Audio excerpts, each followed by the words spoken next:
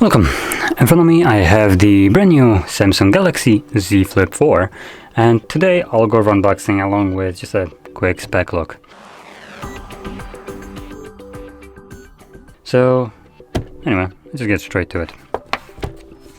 Now I'm gonna stay away from actually saying anything like negative or positive because, to be honest, from what I can see, most of the people either love this device or absolutely hate it in terms of like just folding stuff. So honestly, if you hate it, I could praise it and you're still gonna hate it. If you love it, I could trash it and you're still gonna stand by it. So anyway, let's just get straight to it and completely ignore the fact that people might like it or not like it.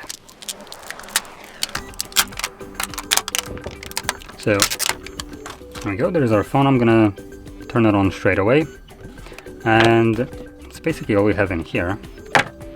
Just yeet that to the side. Oh, there we go. Now we do have some stuff at the top of the box.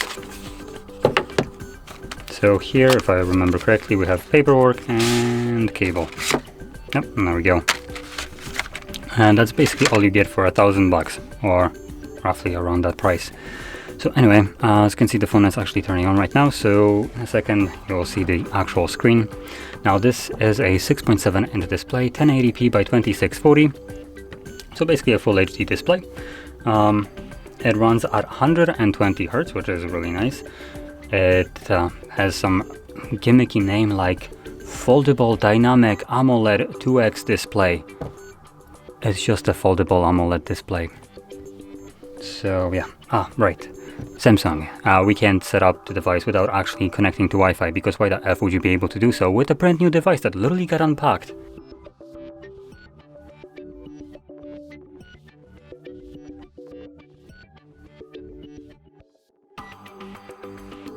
Okay, so we get the display out of the way.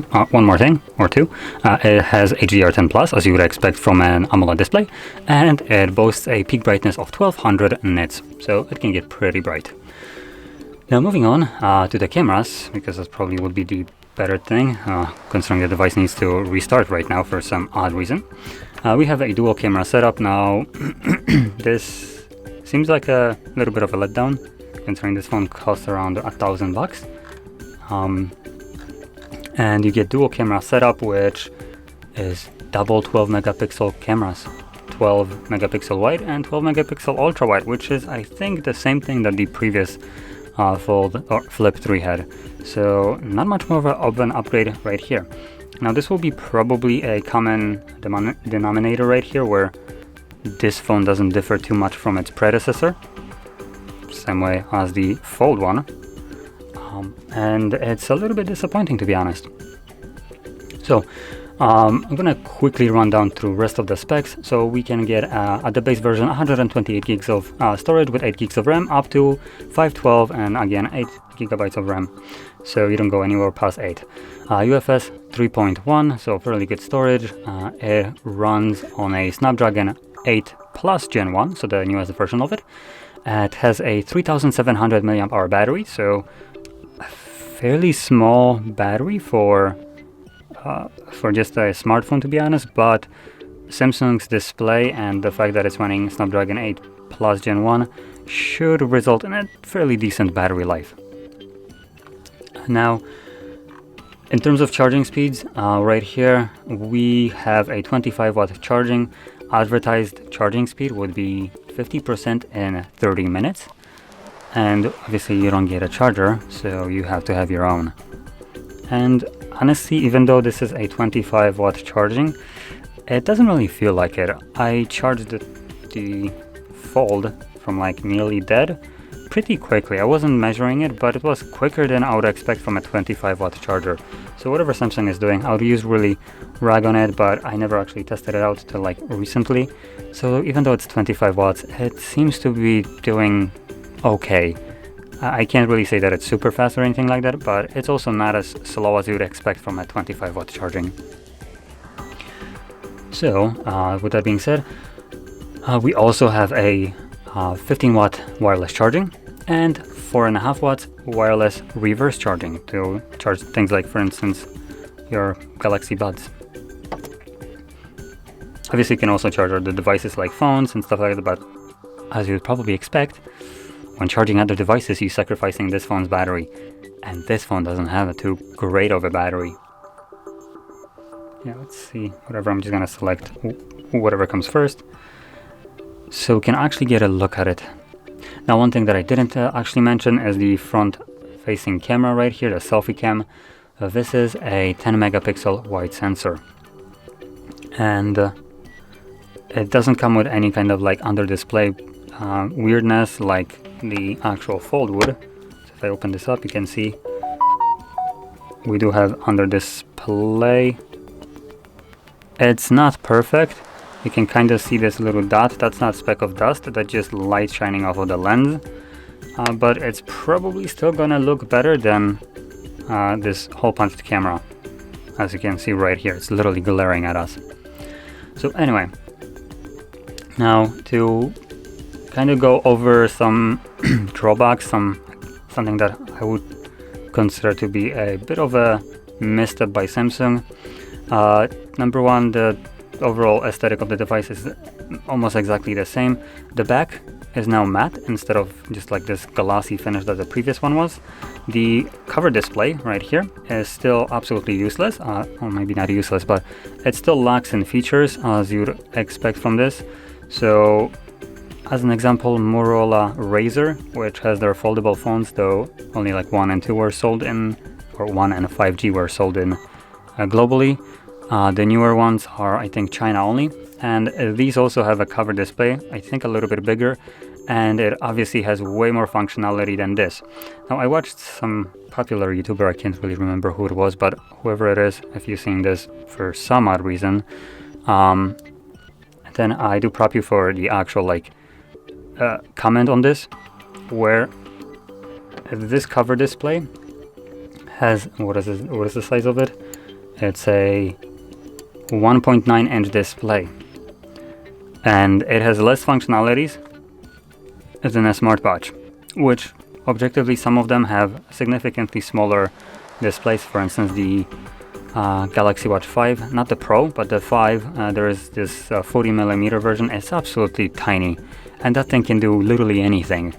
So there's no reason why this cover display cannot do as much as the Galaxy Watch, considering it's from the same brand and this display is bigger. So yeah,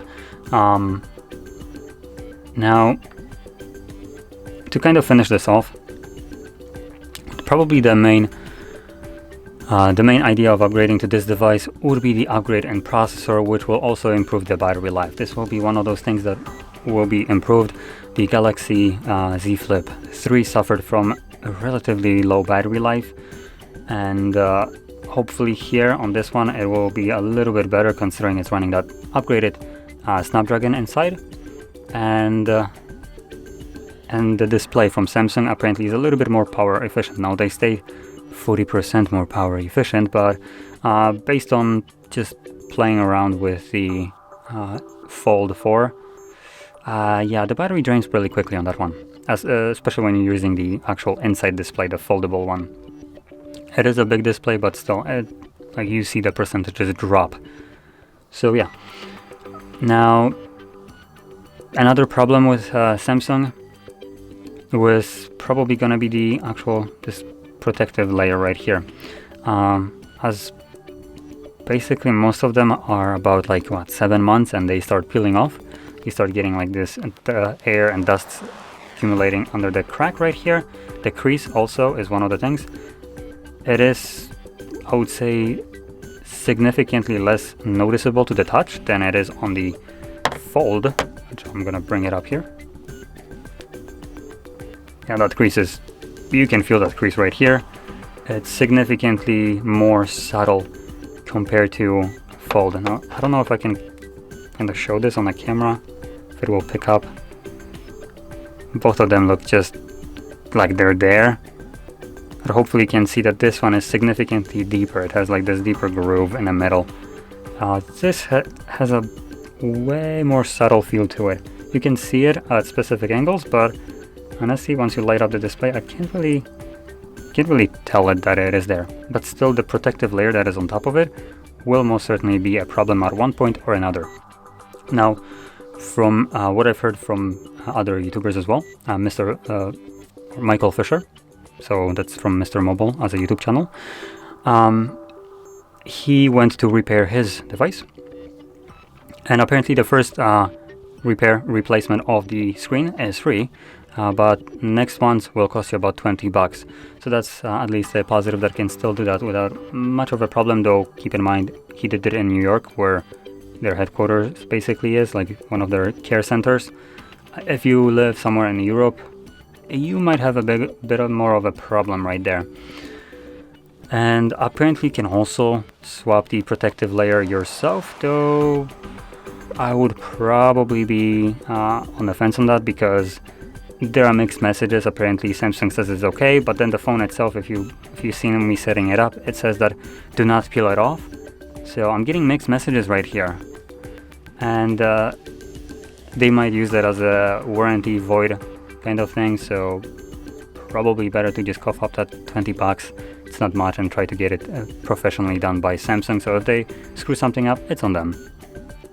But yeah, so to finish, I guess this off again, it's not much more of an improvement from the old one.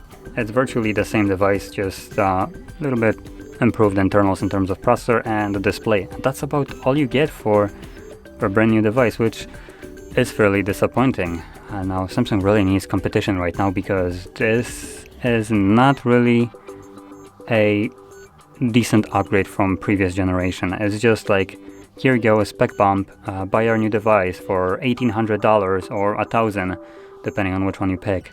And if this device wouldn't be folding, I don't think it would be worth $1,000. So that's kind of my my process right here. Now in terms of the Fold one, it's way bigger. It poses a different use case scenario. You get a bigger canvas of display to use, and obviously you don't have many choices right there. So that device, again, I would feel like it's overpriced. One thing that I'll actually mention right here is you pay nearly twice as much for this Fold over this one, but the only difference is this half display, really, and I guess the cover display, and I don't think those things are worth $800. So that's kind of my idea on the Fold. Now, another thing that I'll mention, Flip and Fold right now, if you want to buy them, the third one instead of the fourth one will be at a massive discounted prices. So for me, I can buy the Fold 3, which is still a really good device, might be less power efficient, but still an outstanding device with almost no visible differences apart from maybe the cover display, at nearly half the price. Now that is a massive drop from of a price compared to like the Flip or Fold 4 to Fold 3. Half the price is absolutely staggering discrepancy right there, which really might make you consider picking up the older device if you haven't done so already. And I haven't looked at the Flip 4, but if the price difference is relatively the same, and then this device would cost what, $500? For $500 Flip 3, that's a great deal. So yeah, with that being said, I guess I did mention that I'm not gonna kind of rag on this device. I tried not to, but when it comes down to comparing to their older device, it kind of, I guess I didn't rag on the actual design of it. But still, like I said, it's not much of a difference between the Flip 3 and 4. So if you're planning to pick one up and you don't know which one, probably you might want to check out first the Flip 3, because it might be just worth the money a little bit more in terms of the value for it than this one is. But anyway, with that being said, if you found this very helpful, don't forget to hit like, subscribe, and thanks for watching.